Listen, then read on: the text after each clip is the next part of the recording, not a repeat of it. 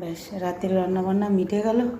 এই যে এখানে বেগুন ভাজা হয়েছে, আর এখানে হচ্ছে খিচুড়ি। আজকে কড়াই করেই খিচুড়িটা বানিয়ে ফেললাম। ফুলকপি, কড়াইশুঁটি, আলু দিয়ে, টমেটো দিয়ে একটা নিরামিষই ঘুগনি করেছি, এই খিচুড়ি বানিয়েছি। রাত্রিবেলা আর পেঁয়াজ রসুন এসব দিয়ে বানাইনি।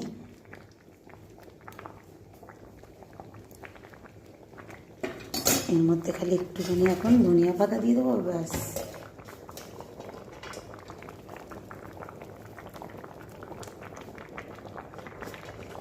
খিচুড়ি একদম রেডি, গরম গরম।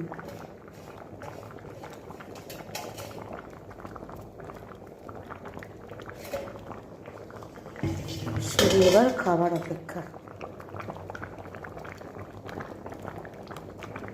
নিরামিষ বলে আজকে আর ডিমও ভাজলাম না, ভাবলাম ডিম ভাজা করবো, কিন্তু না, আজকে এই খাওয়া হবে।